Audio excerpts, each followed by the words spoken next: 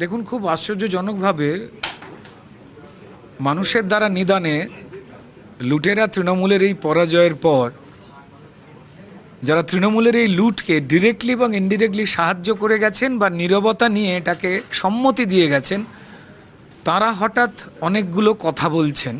সেই কথাগুলো শুনলে মনে হবে যে তারা প্রথম থেকেই মমতা বন্দ্যোপাধ্যায়ের যেন বিরোধী। কিন্তু আমরা কি কোনোদিন সেটা দেখতে পেয়েছি? আমরা পাইনি। অনেকেই নতুন করে তৃণমূলকে আমি তো চিনি না, জোর করে আমায় বেঁধে রেখে দিয়েছিল, নাহলে আমি কবেই মুক্তির জয়গান গাইতাম, এই ধরনের একটা প্রচার করছেন। তো মানুষ কিন্তু তাদের চেনে। আমার মনে হয় যে এমন কোনো কথা বলা উচিত নয় যেখানে মানুষের মনে সন্দেহ তৈরি হবে। বাকি যদি কেউ কালোর পক্ষ ছেড়ে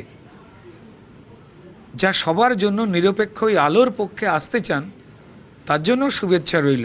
কিন্তু তার আগে মানুষ বলছেন যে বাড়িতে তো আয়না আছে, যদি একটু মুখোমুখি দাঁড়িয়ে প্রশ্নোত্তরগুলো নিজেরাই সেরে নিই, তো তাহলে বোধহয় বড্ড সুবিধে হয় যে এত দেরিতে মনে পড়লো কেন এই কথাগুলো। এটা মানুষ বলছেন, বাকিটা সমাজের ইচ্ছা, মানুষের ইচ্ছা এবং তাদের ব্যাপার।